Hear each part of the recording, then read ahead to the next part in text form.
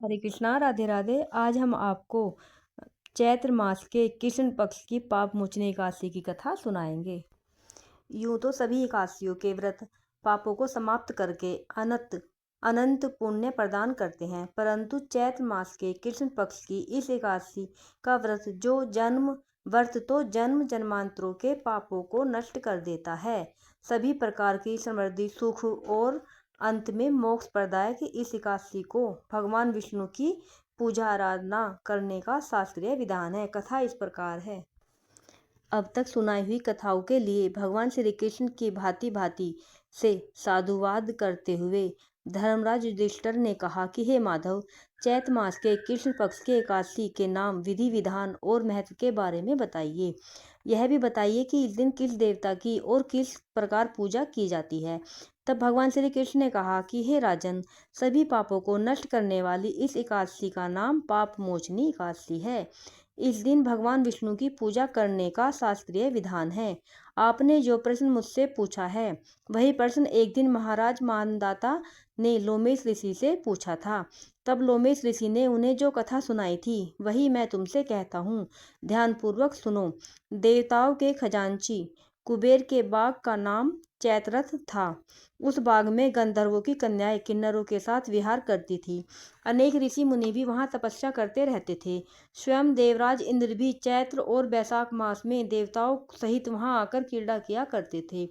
वहीं अपने आश्रम में मेधावी नाम के एक ऋषि भी तपस्या करते थे। वे शिव के परम भक्त थे। एक दिन मंजू घोषा नाम की अप्सरा ने ऋषि को मोहित करने का विचार किया। वह भय के मारे उनके समीप तो नहीं गई, परंतु दूर बैठकर वीणा पर मधुर गीत गाने लगी। उसी समय कामदेव भी मेधावी ऋषि को जीतने के लिए वहां आ पहुंचे। उन्होंने उस सुंदर अप्सरा की भौहों को धनुष, कटाक्ष की डोरी, नेत्रों का संकेत और कुचों की कुरी बनाकर मंजू घोषा को सेनापति बनाया। मेधावी ऋषि भी युवा एवं हष्ट-पुष्ट थे और साथ ही यज्ञोपवीत तथा दंड धारण किए हुए ब्रह्म तेज से युक्त भी। मंजू घोषा भी ऐसे सुंदर ऋषि को देखकर उसकी सुंदरता पर मुग्ध हो गई और अपने गीत, चूड़ियों और नुपुरों की झंकार तथा नृत्य और हाव भाव दिखाकर मुनि को रिझाने लगी। कुछ समय तक यही क्रम चलता रहा और अंत में कामदेव ने ऋषि को पराजित कर दिया। फलस्वरूप ऋषि मंजू घोषा के साथ रमण करने लगे और काम के इतने वशीभूत हुए कि उन्हें दिन तथा रात्रि का कुछ भी विचार नहीं रहा। इस प्रकार बहुत दिन बीतने पर एक दिन मंजू घोषा बोली कि हे मुनि, मुझे बहुत समय हो गया है, अब स्वर्ग जाने की आज्ञा दीजिए। तब मुनि बोले, आज इसी संध्या तो को आई हो, प्रातःकाल होने तक चली जाना। मुनि के यह वचन सुनकर अप्सरा कुछ समय तक और रुकी रही। कुछ दिन बाद उसने पुनः मुनि से विदा मांगी तो मुनि कहने लगे कि अभी तो आधी रात भी नहीं हुई है, कुछ समय और ठहरो। अप्सरा ने कहा, महाराज, आपकी रात तो बहुत लंबी है। आप जरा स्मरण कीजिए कि मुझको यहाँ पर आए हुए कितने वर्ष बीत गए हैं। उस अप्सरा की यह बात सुनकर मुनि ने समय का विचार किया तो ज्ञात हुआ कि अप्सरा के साथ रमण करते हुए उनको 57 वर्ष 7 मास और 3 दिन बीत गए थे। यह ज्ञान होते ही वह अप्सरा उनको काल के समान प्रतीत होने लगी। मुनि अत्यंत क्रोधित हुए और उनकी आंखों से ज्वाला उत्पन्न होने लगी। वे बोले, मेरी कठिन परिश्रम से की हुई तपस्या को तूने नष्ट कर दिया।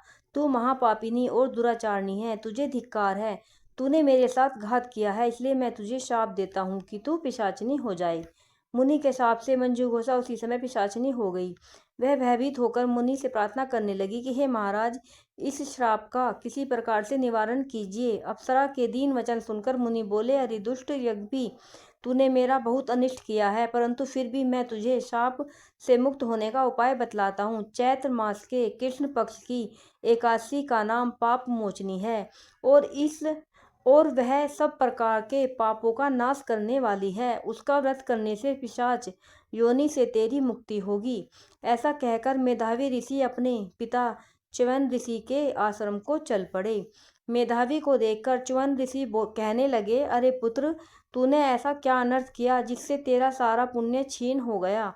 तब मेधावी ने कहा कि हे पिताजी, मैंने एक अप्सरा के साथ रमण करके घोर पाप किया है। अब आप इस पाप से छूटने का उपाय बताइए।